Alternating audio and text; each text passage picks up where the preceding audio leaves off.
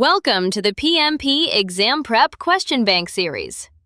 In this video, I've got 15 exam-style practice questions lined up for you, covering the kind of people, process, and business environment scenarios you'll see on the real PMP exam. Each question comes with the correct answer and a full explanation, including why the wrong options are wrong. Here's how to get the most out of this. When a question appears, pause the video, pick your answer, then hit play to check yourself. Ready? Let's dive in. Question 1. A cross-functional team has two senior developers who disagree over the technical approach for a critical sprint deliverable. Their disagreement is beginning to create tension that affects other team members. As project leader, what should you do first? The correct answer is B. Facilitate a joint problem-solving session between the two developers to reach a collaborative resolution. Collaborative problem-solving is the preferred conflict resolution technique when time allows, and preserving the working relationship matters. It addresses the root disagreement rather than suppressing it. Now, why the other options are wrong? Escalate the disagreement to functional managers for a technical ruling is incorrect. Escalating outside the team is premature. The project leader should first try to resolve interpersonal and technical disagreements within the team before involving external authority. Assign the decision to whichever developer has more seniority is incorrect. Deciding by seniority is not a recognized conflict resolution technique. It can breed resentment and doesn't evaluate the technical merits of either position.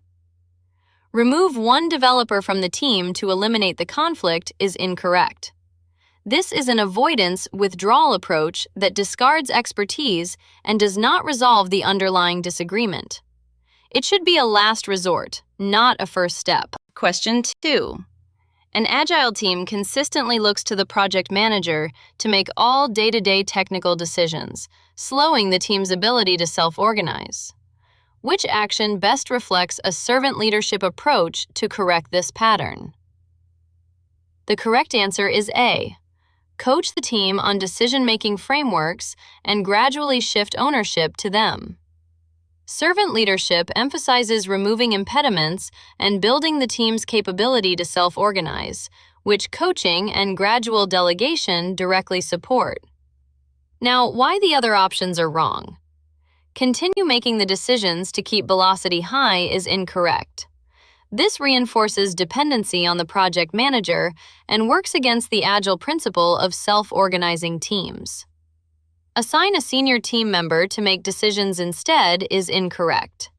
This just shifts the dependency to a different individual rather than building shared team ownership and self-organization.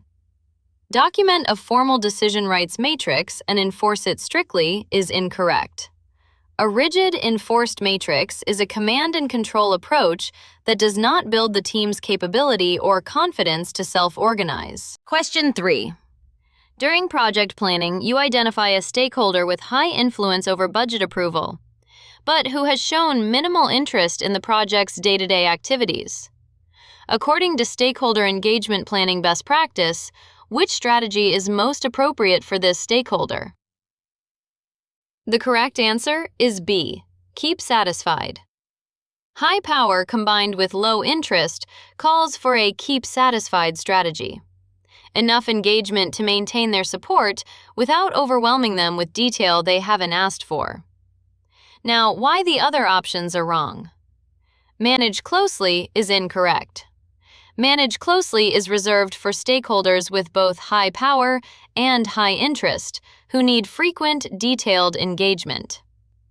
Monitor is incorrect. Monitor is used for low-power, low-interest stakeholders, which does not match this stakeholder's high influence over budget. Keep informed is incorrect. Keep informed applies to low-power, high-interest stakeholders, the opposite profile of the one described. Question 4. A newly formed distributed team spans 4 time zones and is struggling with delayed responses on critical decisions. What is the best first step to improve team communication? The correct answer is B. Establish a team communication plan defining channels, response time expectations, and overlapping core hours. A communication plan that sets clear channels, expected response times, and a reasonable overlap window directly addresses the delay problem while respecting time zone differences. Now, why the other options are wrong? Require all members to work the same core hours regardless of time zone is incorrect. Forcing identical hours across 4 time zones is impractical and demotivating. It ignores reasonable work-life boundaries. Move all communication to asynchronous email only is incorrect. Removing synchronous options entirely can slow down urgent, critical decisions even further. Escalate every delay to each member's functional manager is incorrect. This is a punitive reaction that damages trust and doesn't address the root cause, the lack of an agreed communication plan. Question 5. A newly chartered project team includes members from 3 different departments who have never worked together. Which technique will best help the team establish a shared understanding of goals, norms, and values early in the project? The correct answer is A.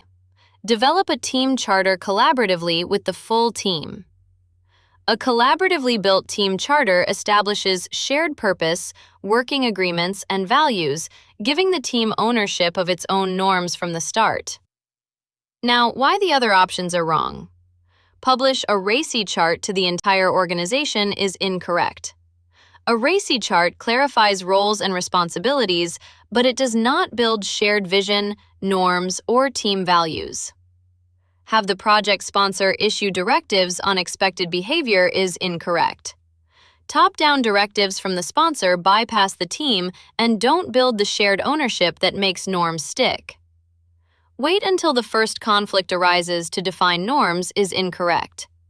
This is reactive rather than proactive, and conflicts are far harder to resolve when no shared norms exist yet. Question 6. A senior team member with critical domain expertise is planning to leave the organization in 6 weeks, and no one else on the team fully understands the systems they maintain. What should the project manager do? The correct answer is B. Create and execute a structured knowledge transfer plan starting immediately, including documentation and paired work sessions. Starting immediately with structured documentation and paired work gives the team the full 6 weeks to capture and validate critical knowledge before it's lost. Now, why the other options are wrong? Wait until the person's last week to begin transition planning is incorrect. Waiting until the final week leaves far too little time to transfer deep domain expertise and creates unacceptable knowledge loss risk. Ask HR to extend the employee's contract indefinitely is incorrect. This is generally outside the project manager's authority and not a reliable or timely mitigation. Reassign the person's tasks to whoever is available with no formal handoff is incorrect. An informal handoff with no structure risks losing critical knowledge that isn't documented or transferred properly. Question 7. During a status meeting, a team member reacts defensively and raises their voice when their task delay is questioned by the sponsor. The project manager notices the sponsor grows visibly frustrated. Applying emotional intelligence, what is the most effective immediate response by the project manager? The correct answer is C. Acknowledge the tension in the room, redirect the discussion to facts, and follow up privately with the team member afterward. This de-escalates in the moment by refocusing on facts and preserves the team member's dignity while addressing the interpersonal issue privately where it can be resolved constructively. Now, why the other options are wrong? Publicly ask the team member to apologize to the sponsor immediately is incorrect. Public confrontation increases the team member's defensiveness and embarrassment, escalating rather than de-escalating the situation. Ignore the exchange and move to the next agenda item is incorrect. Ignoring visible tension usually allows it to resurface later, unresolved, and can signal to the sponsor that the issue isn't being managed. Side with the sponsor to preserve the relationship with leadership is incorrect. Taking sides undermines the project manager's neutrality and trust with the team, which is essential for effective leadership. Question 8. An agile team's velocity has plateaued, and retrospectives reveal the team feels it must get the project manager's approval before trying even minor process improvements, though the PM has never explicitly required this.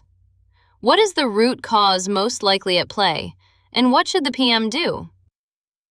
The correct answer is A. Implicit power distance is discouraging self-organization.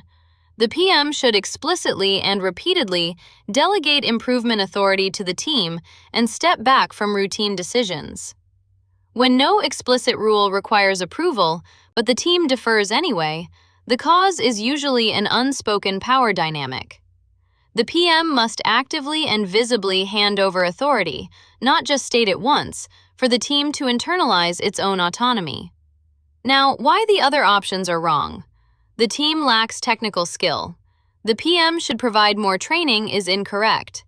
The scenario describes a deference to authority pattern around process changes, not a technical skills gap, so training does not address the root cause.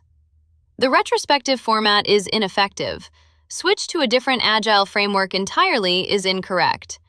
Changing frameworks is a disproportionate reaction that treats a symptom, stalled retrospective actions, rather than the underlying authority deference dynamic. The team needs a stronger Scrum Master role separate from the PM is incorrect. While role clarity can help in some contexts, it doesn't directly resolve the immediate root cause, the team's belief that it needs permission it was never told to seek. Question 9. A stakeholder informally asks a developer to add a new feature outside the approved scope statement, and the developer begins working on it without informing the project manager. What should the project manager do upon discovering this? The correct answer is B. Halt the unapproved work and route the request through the formal integrated change control process. Any scope change, however it originates, must go through integrated change control, so its impact on scope, schedule, cost, and quality can be assessed before it's approved or rejected. Now, why the other options are wrong? Allow the work to continue since the stakeholder requested it is incorrect. Allowing unapproved work to continue bypasses change control and risks scope creep, budget impact, and schedule impact that haven't been assessed. Reprimand the developer publicly to prevent recurrence is incorrect. A public reprimand is punitive and doesn't fix the underlying process gap that allowed unapproved work to start. Add the feature to the backlog without evaluating impact is incorrect. Adding it to the backlog without an impact assessment skips the change control step needed to protect the project baseline. Question 10. A project has a planned value, PV, of $80,000, earned value, EV, of $70,000, and actual cost, AC, of $90,000. What does the Cost Performance Index, CPI, indicate about the project? The correct answer is D. CPI equals 0.78. The project is over budget for the work performed. CPI equals EV divided by AC equals 70,000 divided by 90,000, approximately 0.78. A CPI below 1.0 means the project is spending more than the value of the work completed. It is over budget. Now, why the other options are wrong? CPI equals 1.14, the project is under budget, is incorrect. This inverts the CPI formula.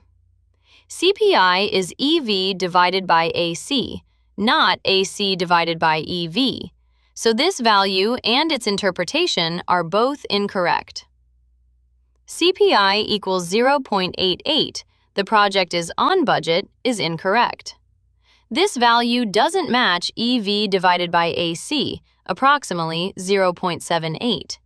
And a CPI below 1.0 is never on budget. It indicates cost overrun. CPI equals 1.29, the project is ahead of schedule, is incorrect. This value actually corresponds to PV divided EV inverted incorrectly. And in any case, CPI measures cost efficiency, not schedule. That is the role of the Schedule Performance Index, SPI. Question 11. A project team identifies a risk that a key vendor may miss a critical delivery date, which would delay a downstream milestone. The team decides to hire a second, backup vendor for the same component at additional cost. Which risk response strategy does this represent? The correct answer is C, mitigate. Hiring a backup vendor reduces the impact of the primary vendor missing the deadline without eliminating the risk outright, which is the definition of mitigation for a negative risk. Now, why the other options are wrong? Avoid is incorrect. Avoid means eliminating the threat entirely, such as changing the plan so the risk no longer applies.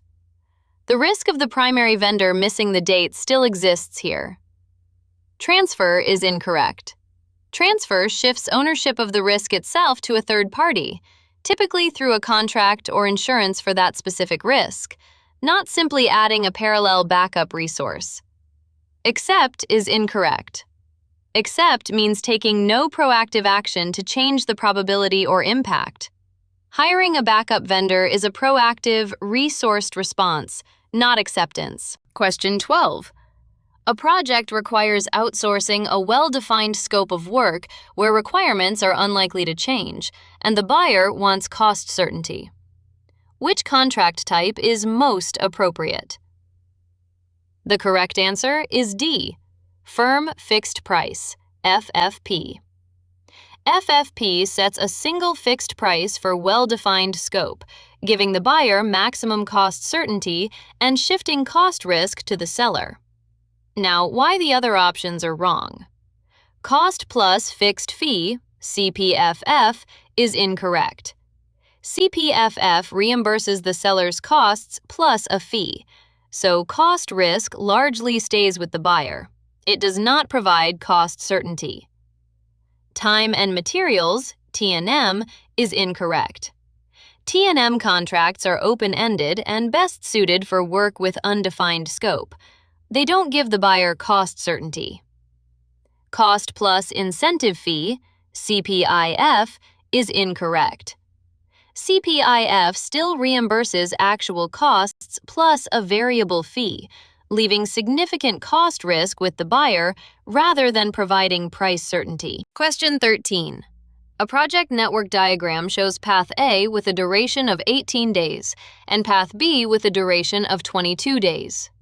Both paths share the same start and end milestones. An activity on path A is delayed by 3 days. What is the immediate effect on the project's overall duration? The correct answer is D, no effect on the overall project duration, because path A still has float remaining after the delay. Path A's total float is 22 minus 18 equals 4 days. Consuming 3 of those 4 days leaves 1 day of float remaining, so path A, now 21 days, is still shorter than path B, 22 days, which remains the critical path. Now, why the other options are wrong? The project finishes 3 days late because the delayed activity is now critical is incorrect. Path A has 4 days of total float, 22 minus 18. A 3-day delay consumes only part of that float, so this path does not become critical and the project does not slip. The project finishes 22 days early is incorrect. This doesn't correspond to any correct interpretation of the float calculation. The durations given are already the path totals, not a starting point for subtraction of this kind. Path A becomes the new critical path immediately is incorrect. Path A, even after the delay, is 21 days, still shorter than Path B's 22 days, so Path B remains the critical path. Question 14. A product owner wants to release value to customers as early as possible while continuing to build out the full product. Which approach best supports value-based incremental delivery? The correct answer is B. Release a minimum viable product with core functionality, then iterate based on feedback. An MVP delivers the smallest usable slice of value early, and iterating based on real feedback maximizes value delivered per unit of effort, the core idea of value-based delivery. Now, why the other options are wrong. Wait until 100% of planned features are complete before any release is incorrect. Waiting for full feature completeness delays all customer value to the very end of the project, which is the opposite of incremental value delivery. Release all features simultaneously in a single Big Bang launch at project end is incorrect.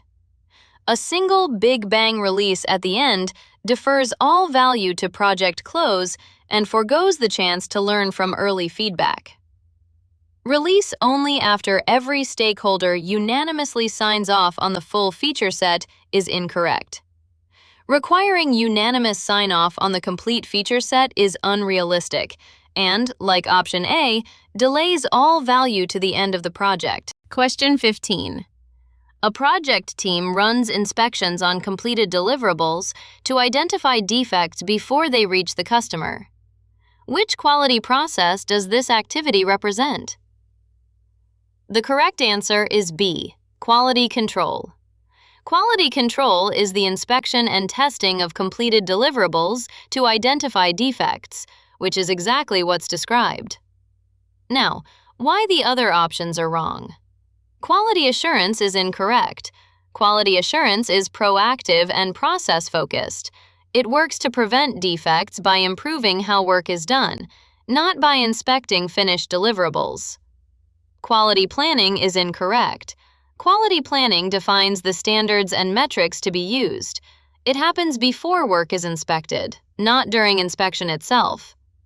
Continuous improvement is incorrect. Continuous improvement is a broader, ongoing effort to improve processes over time, not the act of inspecting a specific deliverable. And that's a wrap on this video. Nice work getting through those 15 questions. If this helped, you're going to want the complete set, all 1,080 exam-style questions, with full explanations across all 3 PMP domains, are available in my Udemy course, PMP Exam Prep 2026 ECO, 6 full practice exams, 1,080 questions. The link is in the description below. Make sure you subscribe so you don't miss the next video, where I'll walk you through 15 more questions. See you in the next video!